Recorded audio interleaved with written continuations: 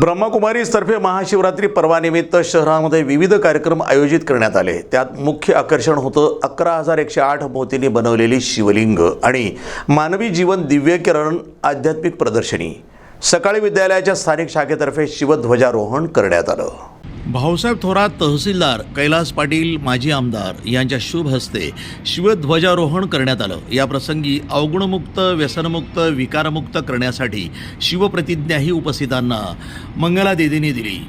या प्रसंगी शहरामध्ये रॅली, शिवमंदिरामध्ये आध्यात्मिक चित्र प्रदर्शनीचं आयोजन करण्यात आलं। प्रदर्शनी ठरलं भाविकांचं आकर्षण। शहरातील शिवमंदिरामध्ये मानव जीवन दिव्यकरण आध्यात्मिक प्रदर्शनाचंही आयोजन करण्यात आलं। यामध्ये स्वतःचा वास्तविक परिचय, परमात्म्याची दिव्य कर्तव्य, सृष्टीचक्राचं रहस्य, मृत्यूनंतर काय, मृत्यूपूर्वी काय यासारख्या विविध आध्यात्मिक रहस्य स्पष्ट करण्यात आली। ब्रह्मकुमारी मंगला दीदींनी राजयोगाची विधी आणि अनुभूती करविली।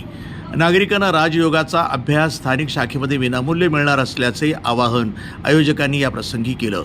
सदर कार्यक्रमाप्रसंगी डॉक्टर सुरेश बोरोले, ॲडव्होकेट घनश्याम पाटील, पंकज पाटील, सुरेश पाटील, रवींद्र महाजन आदी मान्यवर उपस्थित होते।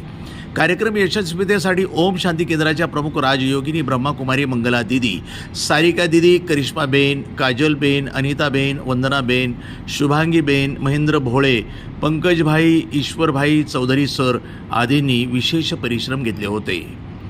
NTV news Marathi, Jalgaon.